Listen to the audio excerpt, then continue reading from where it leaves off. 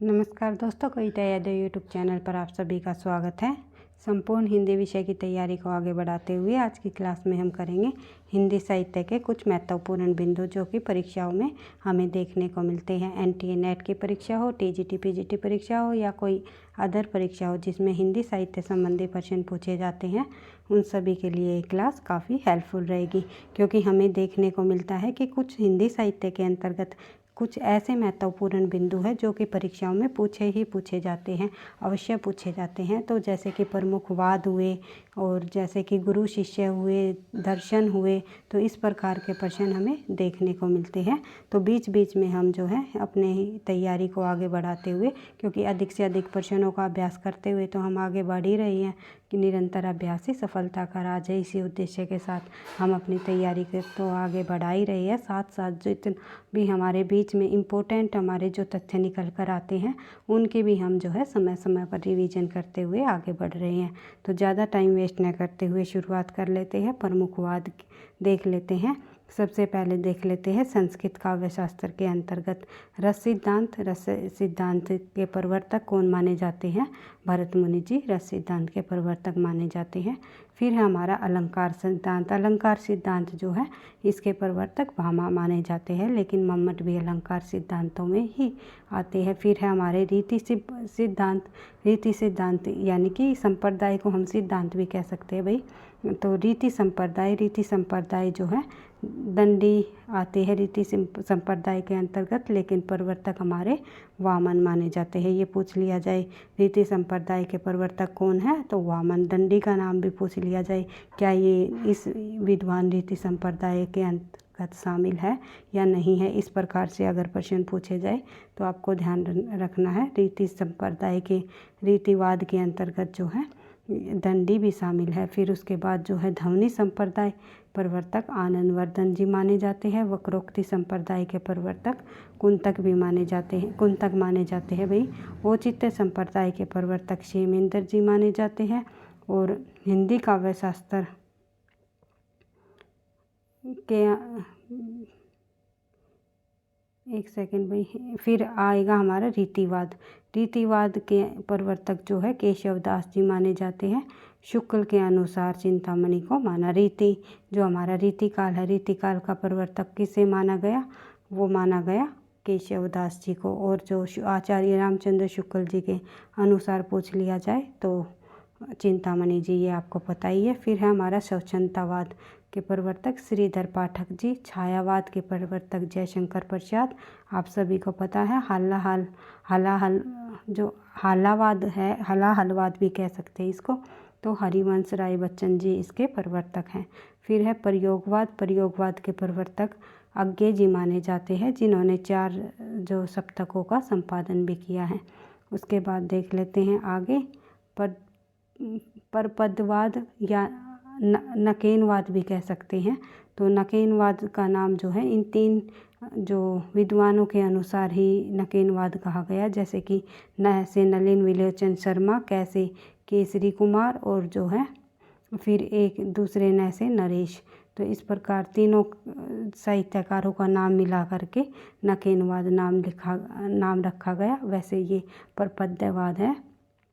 नलिन विलोचन शर्मा इसके प्रवर्तक, केसरी कुमार और नरेश, ये 3 इसके प्रवर्तक माने जाते हैं। फिर माशलवाद के प्रवर्तक माने जाते हैं हमारे रमेश्वर शुक्ल अंचल जी।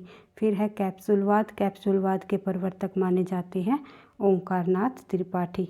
फिर आएंगे हमारे पाश्चात्य साहित्यकारों के अंतर्गत औदत्यवाद के प्रवर्तक माने जाते हैं लॉन्गजाइनस, जो तीसरी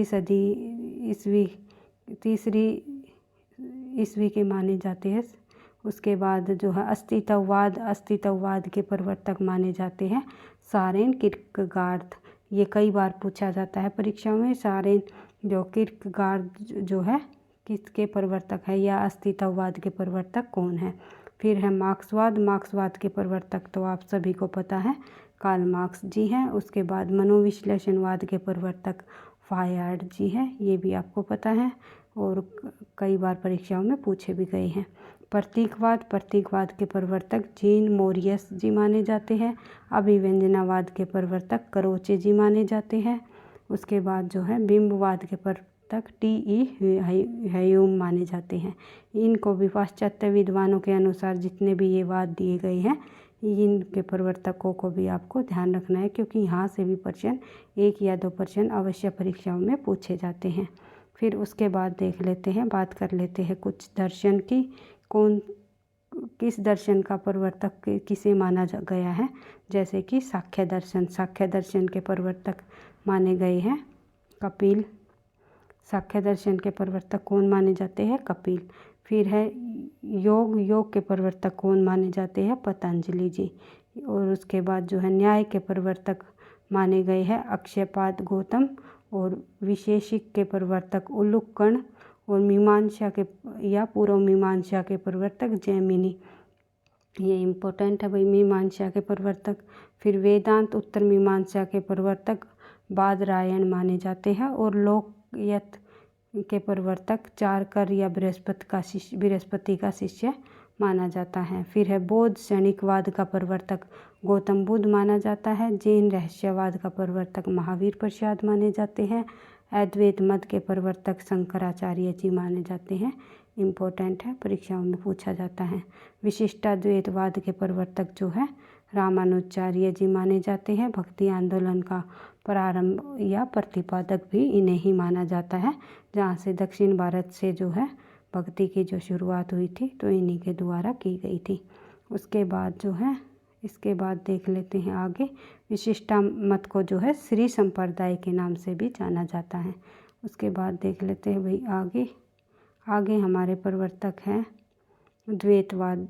जो दर्शन का द्वैतवाद या भेदाभेदवाद या सनकादि के प्रवर्तक माने जाते हैं निम्बार्काचार्य जी, या इसे रसिक संप्रदाय भी कहा जाता है। निम्बार्काचार्य जी द्वारा दिए गए जो ये दर्शन है द्वैताद्वैतवाद भी कह सकते हैं और भेदाभेद मत भी कह सकते हैं, और सनकादि या फिर जो है रसिक संप्रदाय भी से नाम दिया जा सकता है। कई नाम हैं इनके दर्शन के, ये आपको सभी नाम आपको ध्यान रखने हैं। उसके बाद जो है द्वैत मत, एक है हमारा द्वैताद्वैत, ये हो गया निम्बार्काचार्य। फिर एक आएगा हमारा द्वैत मत जिसे ब्रह्म संप्रदाय भी के नाम से भी जाना जाता है।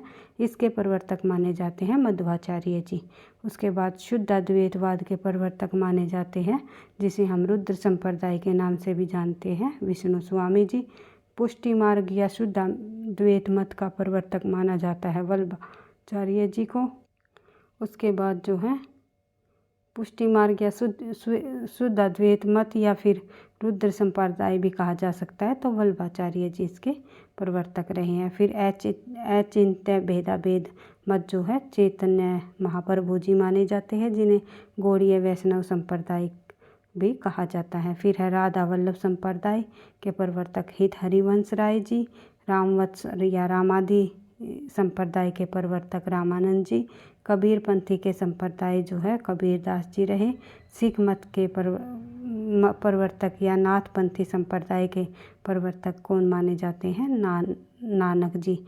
और उदासी संप्रदाय के प्रवर्तक श्री चंद जी माने जाते हैं। ये गुरु नानक के पुत्र हुए हैं भाई, उदासी संप्रदाय के प्रवर्तक श्री चंद जी, ये आपको ध्यान रखना है। और विष्णुई संप्रदाय के प्रवर्तक जम्मन्नाथ जी माने जाते हैं, इनको भी आपको ध्यान रखना है। हरिदासी संप्रदाय भी कई बार परीक्षाओं में पूछा जाता है, तो हरिदासी संप्रदाय के प्रवर्तक माने जाते हैं स्वामी हरिदास जी।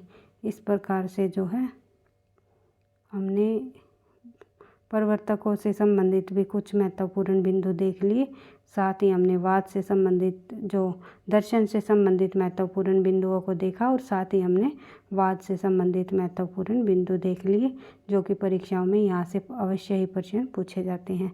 तो कुछ हम जो है गुरु शिष्यों को भी और देख लेते हैं, और कुछ विभिन्न साहित्यकारों के उपनाम को भी देखेंगे। तो इन 2 पॉइंटों को और हम देख लेते हैं, ताकि आपकी रिवीजन होती रहे अच्छे से। तो देख लेते हैं गोविंद योगी। गुरु का नाम इधर है गोविंद योगी। गोविंद योगी के शिष्य कौन है? शंकराचार्य, ये पूछ लिया जाए शंकराचार्य जी के गुरु कौन है, तो गोविंद योगी, ये आपको ध्यान रखना है। फिर गोरखनाथ के गुरु कौन है, मत्स्येंद्रनाथ या मच्छंद्रनाथ भी कह सकते हैं, इसको मत्स्येंद्रनाथ भी कहते हैं। दोनों ही तरीके से नाम इनका लिया जाता है। गोरखनाथ के गुरु कई बार परीक्षाओं में पूछे जाते हैं कि गोरखनाथ के गुरु का नाम बताइए। फिर रामानुजाचार्य के गुरु का नाम है यादव प्रकाश। फिर हैं निम्बारकाचार्य जी के गुरु का नाम नारद मुनि, कई बार पूछा जाता है परीक्षाओं में, निम्बारकाचार्य जी के गुरु का नाम बताइए, तो नारद मुनि है। फिर है रामानंद जी के गुरु का नाम, तो राघवानंद, ये आप सभी को पता है। फिर है रामानंद जी के 12 शिष्य हुए, उन 12 शिष्यों में देख लेते हैं, ये पूछ लिया जाता है परीक्षा में कई बार के निम्नलिखित में से कौन सा शिष्य रामानंद जी का नहीं है, तो 12 प्रसिद्ध शिष्यों में रामानंद जी के उनमें शामिल है अंतानंद दास, सुखानंद, सुरसुरानंद, नरहरियानंद जो कि तुलसीदास जी के गुरु रहे हैं, भावानंद, पीपा और कबीरदास जी, सेना, धन्ना, रैदास और पद्मावती और सुरसरी, ये सभी के सभी रामानंद जी के 12 शिष्यों में शामिल हैं। उसके बाद बात करें आगे, वल्लभाचार्य जी का गुरु विष्णु स्वामी जी रहे हैं, सूरदास जी के गुरु वल्लभाचार्य जी रहे हैं, मीराबाई के गुरु जो है रैदास जी रहे हैं, और रैदास के गुरु हमने देखा ही था, रामानंद के 12 शिष्यों में शामिल है रैदास जी। फिर तुलसीदास जी के गुरु जो है नरहरिदास जी हैं, और नरहरिदास के गुरु भी जो है रामानंद ही रहे हैं। फिर है नाबादास जी के गुरु रहे हैं अग्रदास। फिर है जायसी के गुरु रहे हैं शेख मोहद्दी। फिर है उस्मान जी के गुरु रहे हैं हाजी बाबा। फिर है मैथिली शरण गुप्त या मुंशी प्रेमचंद जी, इनके गुरु रहे हैं महावीर प्रसाद द्विवेदी और निराला, इन तीनों के गुरु महावीर प्रसाद द्विवेदी रहे हैं। भाई ये आपको ध्यान रखना है, मैथिली शरण गुप्त, मुंशी प्रेमचंद और निराला, तीनों कवियों के गुरु कौन रहे हैं, ये रहे हैं महावीर प्रसाद द्विवेदी। क्योंकि परीक्षाओं में कई बार हमें देखने को मिलता है कि निराला के गुरु का नाम बताइए, मैथिली शरण गुप्त के गुरु का नाम बताइए, तो इस प्रकार से कई बार हमें प्रश्न देखने को मिलते हैं। उसके बाद और मैथिली शरण गुप्त ने तो अपनी जो साकेत की रचना की थी उसमें कहा भी था, जैसे कि ये पंक्ति के द्वारा हमें पता भी चल जाता है कि उन्होंने जो है अपने गुरु को महावीर प्रसाद द्विवेदी को माना है कि करते कैसे तुलसीदास भी कैसे मानसनाद, तुलसीदास भी करते कैसे, एक सेकंड भाई कुछ पंक्तियाँ थी अभी थोड़ी स्किप हो गई, करते तुलसीदास भी कैसे मानसनाद, महावीर का यदि उन्हें मिलता नहीं प्रसाद। अर्थात तुलसीदास रामचरितमानस जी की रचना किस प्रकार करते अगर उनके ऊपर भगवान महावीर यानी कि हनुमान जी का आशीर्वाद नहीं होता, और इसी प्रकार से मैं साकेत की रचना नहीं कर पाता अगर महावीर प्रसाद द्विवेदी जी का जो है आशीर्वाद मेरे ऊपर नहीं होता। तो इस प्रकार से मैथिली शरण गुप्त जी ने कहा भी है। उसके बाद देख लेते हैं आगे प्रमुख उपनाम और उनके मूल नाम देख लेते हैं। कुछ ऐसे विद्वान हुए हैं हिंदी साहित्य के अंतर्गत जिनके काफ़ी सारे उपनाम हुए हैं जो कि परीक्षाओं में बार बार पूछे जाते हैं। निम्नलिखित में से जैसे स्वयंभू को क्या कहा जाता है, सरहप्पा को क्या कहा जाता है, और जो है प्रमुख उपनाम देख लेते हैं। तो मूल नाम, लोकप्रिय नाम या छद्म नाम भी कह सकते हैं, तो जैसे कि वाल्मीकि को कहा जाता है आदि कवि। आदि कवि के नाम से कौन जाना जाता है, वाल्मीकि, ये आपको ध्यान रखना है। उसके बाद अपभ्रंश का वाल्मीकि किसे कहा जाता है, स्वयंभू को अपभ्रंश का वाल्मीकि, क्योंकि अपभ्रंश भाषा में जो वाल्मीकि जी ने रामायण की रचना की थी संस्कृत में, उसी तरह जो है उन्होंने स्वयंभू ने अपभ्रंश भाषा में रामायण संबंधी एक रचना की थी जिसका नाम है पौंचर्यू। इस प्रकार से पौंचर्यू नाम से इन्होंने रचना की थी जो कि अपभ्रंश भाषा में वो रामायण संबंधी थी, तो इसीलिए इन्हें अपभ्रंश का वाल्मीकि कहा जाता है। उसके बाद जो है सरहप्पा हिंदी का प्रथम कवि माना जाता है, और किसके द्वारा माना गया, सर्वमान्य भी सरहप्पा को हिंदी का प्रथम कवि माना जाता है। अगर विद्वान के अनुसार पूछ लिया जाए तो राहुल सांस्कृतायन जी का नाम आएगा, ये आपको ध्यान रखना है। उसके बाद जो है अमीर खुसरो जी द्वारा अमीर खुसरो का नाम क्या क्या दिया गया, उपनाम क्या क्या है। हिंदुस्तान की तूती, हिंदी इस्लाम समन्वित, जो है संस्कृति का प्रतिनिधि, ये सभी नाम जो है अमीर खुसरो जी को दिए गए। सितारे हिंद भी कहा गया, सॉरी भाई, सितारे हिंद शिव प्रसाद सितारे जी को कहा गया। तो थोड़ा सा अमीर खुसरो के इनके अलावा और अन्य भी नाम हुए हैं भाई। उन्होंने जो है तबला सितार का आविष्कार किया था अमीर खुसरो जी ने। उसके बाद देख लेते हैं आगे। हिंदुस्तान की तूती, तोता ए हिंद भी कहा जाता है भाई, ध्यान आ गया। तोता ए हिंद नाम से कौन प्रसिद्ध है हिंदी साहित्य में, तो अमीर खुसरो जी। ये सभी नाम आपको ध्यान रखने हैं। उसके बाद देख लेते हैं आगे। सितार व तबला का इन्होंने जो है आविष्कार किया था। उसके बाद जब हम आगे देखते हैं विद्यापति की बात करते हैं, तो विद्यापति का जो उपनाम है मैथिल कोकिल और अभिनव जयदेव, कवि कंठाभरण आदि नामों से जो है विद्यापति जी जाने जाते हैं। और उसके बाद आगे देखते हैं तो असायत कवि हुए हैं एक, जो कि हजारी प्रसाद द्विवेदी ने इन्हें सूफी परंपरा का प्रथम कवि माना है, प्रथम सूफी कवि माने जाते हैं। उसके बाद देख लेते हैं आगे। मलिक मोहम्मद जायसी, मलिक मोहम्मद का जो उपनाम है वो है जायसी, ये आपको पता ही है। फिर है सूरदास जी, सूरदास जी को क्या कहा जाता है, अष्ट छाप का जहाज, पुष्टि मारक का जहाज, खंजर नयन और जो है भावाधिपति, वात्सल्य रस का सम्राट। क्योंकि वात्सल्य रस का सम्राट जो है कृष्ण की बाल लीलाओं की रचना करने के कारण इन्हें जो है यशोदा का जो वात्सल्य भाव अपनी रचनाओं में इन्होंने दिखाया, उस आधार पर कहा गया। और उसके बाद देख लेते हैं जड़िया कवि। जड़िया कवि की उपाधि किसे दी गई, कई बार परीक्षाओं में पूछा जाता है। नंददास जी को।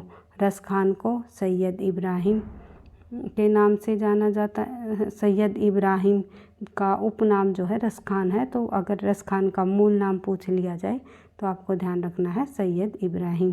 और तुलसीदास जी को किन किन नामों से जाना जाता है, कवि शिरोमणि, मानस नायक, हिंदी का जातीय कवि आदि नामों से तुलसीदास जी को जाने जाता है। और तुलसी और गंग सुकवि के सरदार कहे जाते हैं।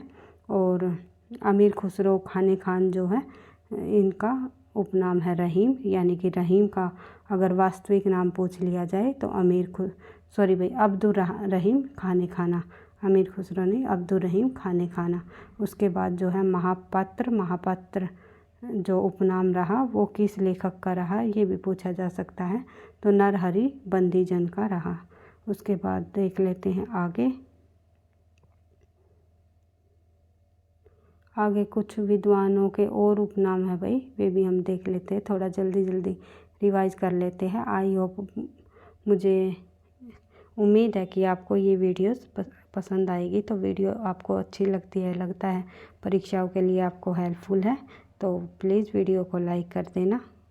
उसके बाद देख लेते हैं महेश दास जो रचनाकार रहे हैं, उनका उपनाम है ब्रह्मा या बीरबल कहा जाता है। केशव दास का कठिन काव्य का प्रेत कहा जाता है। मतीराम को जो है पुराने पंथ के पथिक माने जाते हैं।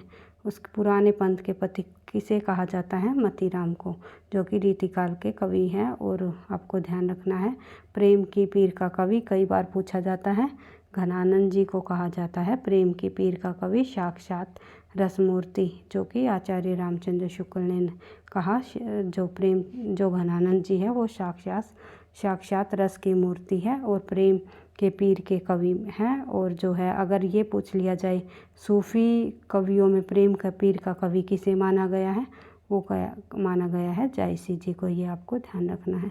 सूफ़ी कवियों में जायसी जी को कहा गया है और जो है रीतिकाल के अंतर्गत घनानंद जी को कहा गया है। उसके बाद भिखारी दास को जो है दास कहा गया है। और जवाबदानी का दावा रखने वाला कवि भी जो है घनानंद जी को ही कहा जाता है।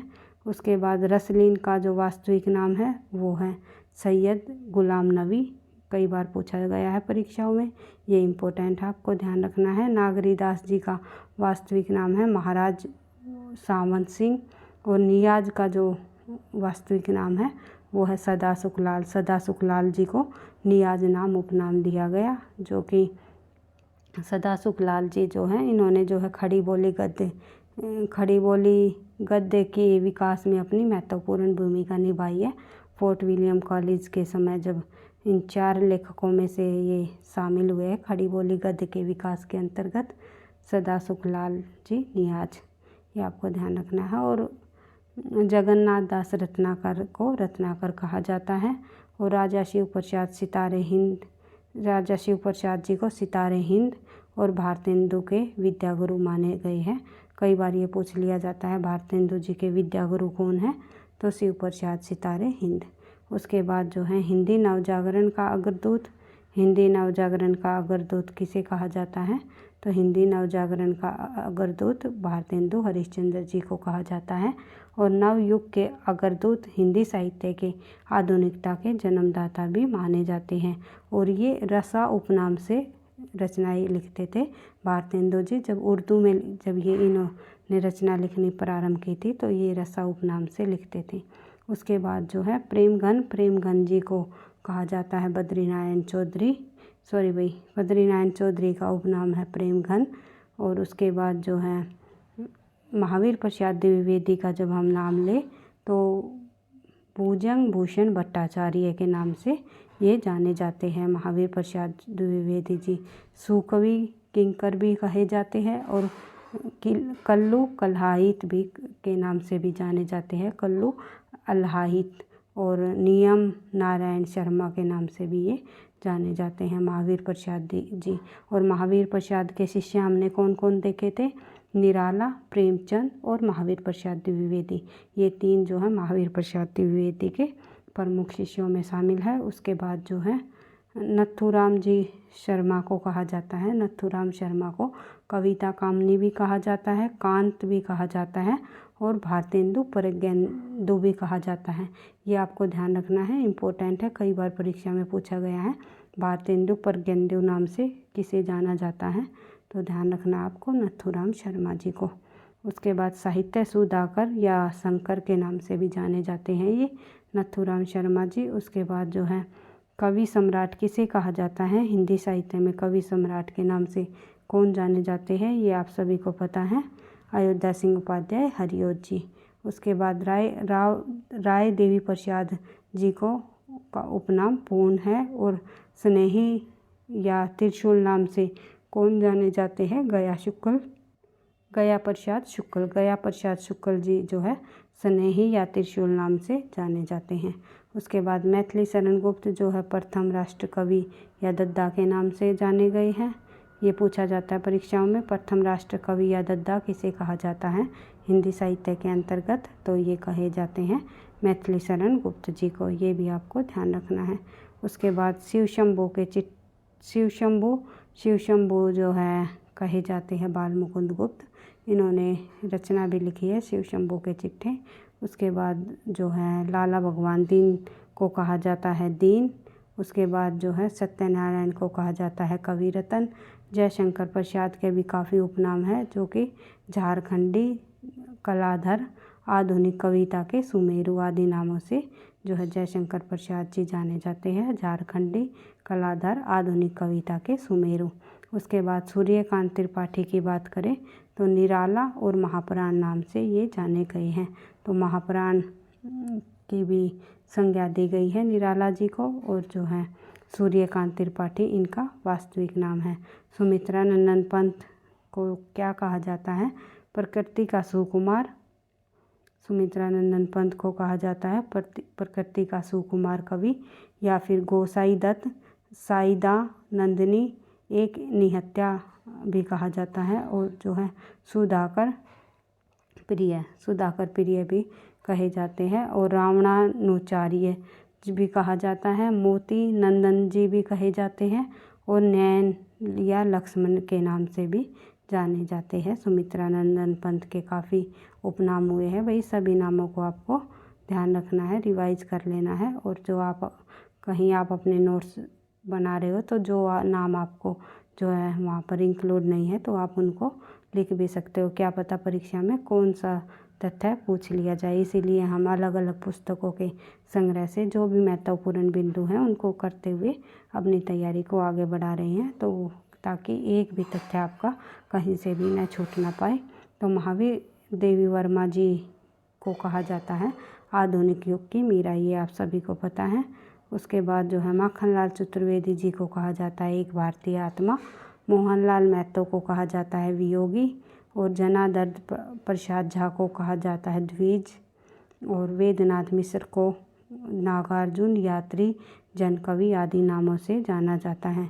जो नागार्जुन के संबंध में जब हमने पढ़ा था तो नागार्जुन के हमने सभी उपनामों को देख लिया था कि ये जो है घुमक्कड़ प्रवृत्ति के जो व्यक्ति रहे हैं, जगह जगह उन्होंने यात्राएं की हैं, तो यात्री उपनाम से भी ये जाने जाते हैं, और यात्री नाम से इन्होंने एक संस्था का भी संपादन किया था।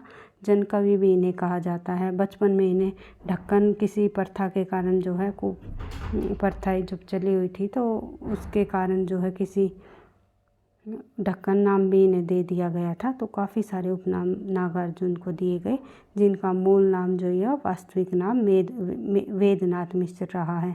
कई बार पूछा जाता है नागार्जुन का वास्तविक नाम बताइए, तो वेदनाथ मिश्र। उसके बाद जो है अगला है हमारा राघवाचार्य जी, जो है राघे राघव का वास्तविक नाम है, ये इनका वास्तविक नाम देख सकते हो आप, त्र्यंबक वीर राघवाचार्य।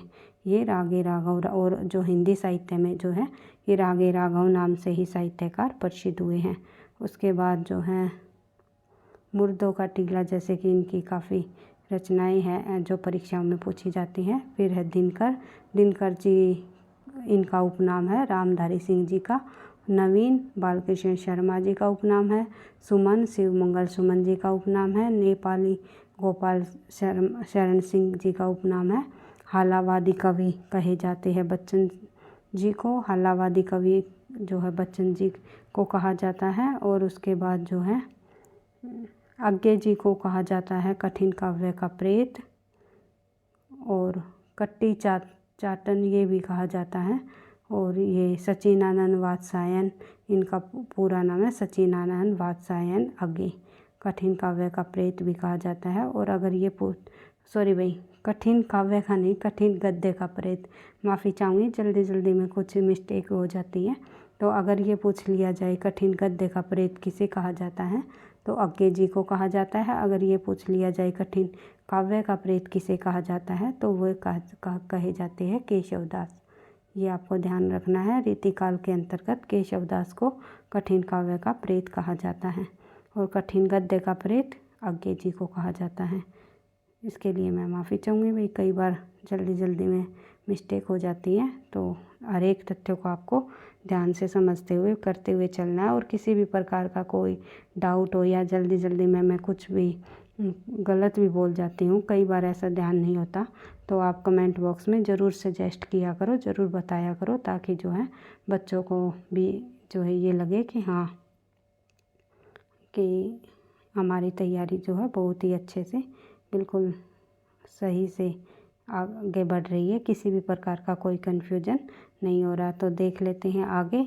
नलिन विलोचन शर्मा या केसरी या निकेन कुमार या नरेश आदि जो ये नाम दिए गए हैं, तीन नामों के तीनों साहित्यकारों के, तो ये नकेनवाद के प्रवर्तक माने जाते हैं। ये हम पढ़ ही चुके थे। शमशेर बहादुर सिंह को कहा जाता है कवियों का कवि।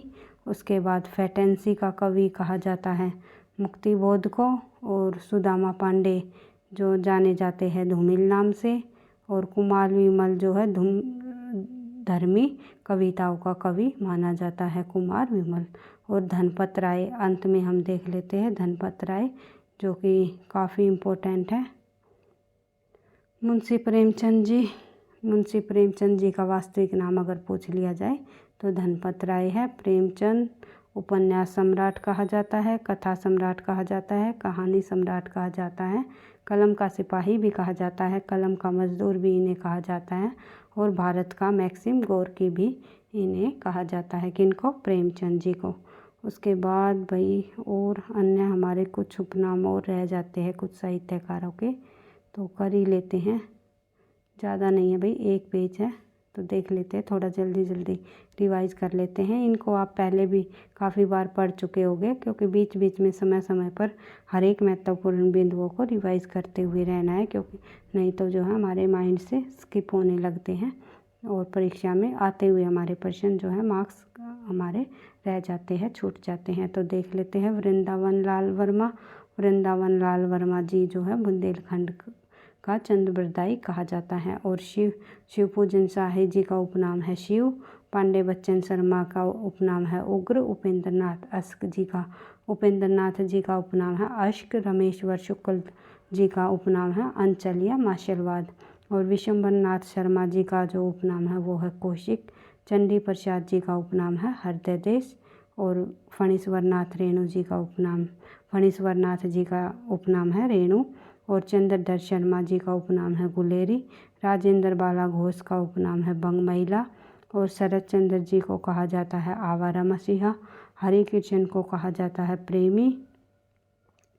विद्या निवास मिश्र जी को कहा जाता है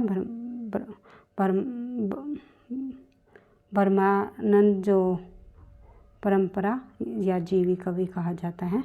उसके बाद देख लेते हैं वियोगी हरि को कहा जाता है गद्य काव्य का लेखक। अगर गद्य काव्य का प्रेत बोल दिया जाए तो वो कहा जाता है अज्ञे जी को, और गद्य काव्य का लेखक कहा जाए तो वो कहा जाता है वियोगी हरि को। ये इन छोटे छोटे पॉइंटों को आपको ध्यान से समझते हुए करना है। उसके बाद देख लेते हैं आगे। गणेश विद्यार्थी मिश्र और श्याम मिश्र बिहारी मिश्र सुखदेव मिश्र बिहारी, ये 3 भाई थे जो कि मिश्र बंधुओं के नाम से जाने जाते हैं। कौन कौन? गणेश बिहारी मिश्र, श्याम बिहारी मिश्र और जो है सुखदेव बिहारी मिश्र। इन्हें सभी को मिश्र बंधुओं के नाम से जाने जाते हैं। तीनों के तीनों ये जो बिहारी जिनके अंत में लगा हुआ है, इनके नाम जो है तीनों को मिलाकर मिश्र बंधु के नाम से ये प्रसिद्ध हुए हैं, जिन्होंने मिश्र बंधु विनोद नामक रचना भी लिखी है। उसके बाद जो हिंदी साहित्य का इतिहास भी इन्होंने लिखा है। उसके बाद आगे देख लेते हैं रामचंद्र शुक्ल को मुनि मारक के हिमायती कहा जाता है। मुनि मारक के हिमायती किसे कहा जाता है? तो रामचंद्र शुक्ल। कई बार परीक्षाओं में पूछा जाता है। नंद दुलारे वाजपेयी जी को कहा जाता है सौष्ठववादी स्वच्छंदतावादी आलोचक। सौष्ठववादी या स्वच्छंदतावादी आलोचक किसे कहा जाता है? ये भी पूछ लिया जाता है कई बार परीक्षाओं में, तो आपको ध्यान रखना है नंद दुलारे वाजपेयी। फिर है रसवादी आलोचक कौन रहे हैं? डॉक्टर नगेंद्र जी। और आलोचकों का आलोचक किसे माना जाता है? ये माना जाता है नेमी चंद्र जैन को। ये भी आपको ध्यान रखना है, क्योंकि ये भी जो है परीक्षाओं में पूछा जाता है कई बार। आलोचकों का आलोचक किसे कहा जाता है? तो आलोचकों का आलोचक कहा जाता है नेमी चंद्र जैन। और किशोरी वाजपेयी जी को कहा जाता है हिंदी का पाणिनि। कई बार परीक्षाओं में पूछा जाता है, इम्पोर्टेंट बिंदु है कि हिंदी का पाणिनि निम्नलिखित में से किसे कहा जाता है?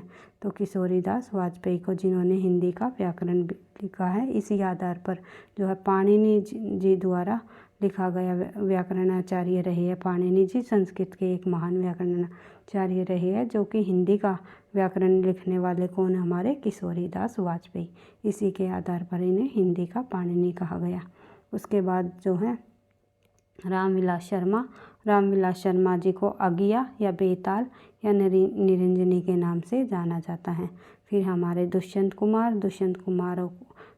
कुमार जी को हिंदी गज़लों का राजकुमार कहा जाता है। कई बार ये प्रश्न भी पूछा जाता है परीक्षा में, हिंदी गज़लों का राजकुमार किस कवि को कहा जाता है?